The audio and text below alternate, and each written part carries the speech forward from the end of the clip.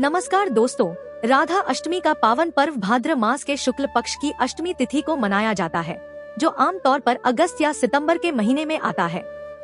शास्त्रों में अधिकतर माना गया है कि राधा रानी का जन्म मध्याह्न के समय हुआ था, लेकिन कुछ मान्यताओं में प्रातःकाल भी स्वीकारा गया है। इसी दिन श्री वृषभानु और देवी कीर्ति के घर भगवान श्री राधा का प्राकट्य हुआ, जो प्रेम और भक्ति की महिमा का प्रतीक है। यह दिन पूरे ब्रज और वैष्णव समाज के लिए अत्यंत शुभ माना जाता है, जहां भव्य आयोजन और श्रद्धा के साथ जन्मोत्सव मनाया जाता है। बरसाने के राजा वृषभानु एवं रानी कीर्ति वर्षों से संतानहीन थे और वे पुत्री के आगमन की अपार इच्छा रखते थे।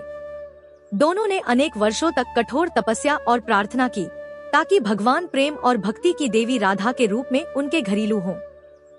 एक दिन जब राजा वृषभानु यमुना नदी के किनारे स्नान कर रहे थे, तो उन्होंने देखा नदी के जल पर एक दिव्य सुनहरा कमल तैर रहा है। उस कमल के बीच में एक मधुर मुस्कुराती हुई बालिका, जो अपनी आंखें बंद किए हुई थी, आराम कर रही थी। उस बालिका में ऐसी शांति, प्रेम और दिव्यता थी कि राजा के मन में एक अनोखी भावना जाग उठी। वृषभानु जी उस नन्ही बालिका को अपने घर लेकर आए और उसे अपनी पुत्री के समान मानकर दीर्घकाल तक प्यार और स्नेह दिया। यह बालिका कोई सामान्य नहीं, बल्कि स्वयं श्री राधा थी, जो भगवती लक्ष्मी का अवतार तथा श्री कृष्ण की सच्ची आराध्य एवं आश्रयधात्री है।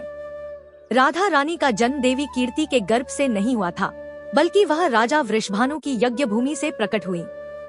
ऐसा कहा जाता है कि यह दिव्य अवतार भगवान के प्रेम और भक्तिपूर्ण भावनाओं का प्रतीक है।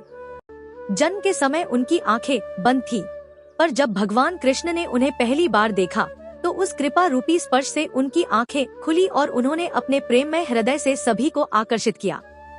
शास्त्रों में वर्णित है कि राधा और कृष्ण का प्रेम मात्र सामान्य मनुष्य प्रेम नहीं था, बल्कि उच्चतम आध्यात्मिक भक्ति और परिपूर्ण समर्पण था। इस प्रेम का चित्रण सारी लोक कथाओं और संस्कृत साहित्य में सबसे उत्तम रूप में मिलता है। कहते हैं कि राधा का जन्म कृष्ण जन्म के ठीक 15 दिन बाद भाद्रपद शुक्ल अष्टमी को हुआ था। दोनों का जन्म भले ही एक ही तिथि को हुआ हो, पर पक्षों का भिन्न होना इस विशेष उत्सव का कारण है। राजा वृषभानु और रानी कीर्ति भी भगवान श्री कृष्ण के परम भक्त थे, इसलिए उनके घर में जन्मी राधा को कृष्ण की आर्द्र मूरत के रूप में पूजा जाता है। भगवान शिव जी ने भी नारद मुनि से कहा था कि राधा के बिना कृष्ण की पूजा अधूरी है, क्योंकि वे उनकी प्राणधारिणी है। इस दिन भक्तजन व्रत रखते हैं, पूजा करते हैं और राधा रानी की महिमा का वर्णन करते हुए भक्ति गीत गाते हैं। मान्यता है कि इस व्रत और पूजा से व्यक्ति के जीवन में सुख, समृद्धि और आध्यात्मिक उन्नति होती है। राधा अष्टमी की कथा हमें यह सिखाती है कि सच्चा प्रेम न केवल सांसारिक बंधनों में होता है, बल्कि वह भाव है जो ईश्वर में पूर्ण समर्पण और निष्ठा की परिणति है। राधा रानी का यह जन्म प्रेम और भक्ति के पावन संदेश को लेकर आया, जो हमारे जीवन को प्रेममय और आध्यात्मिक बनाता है।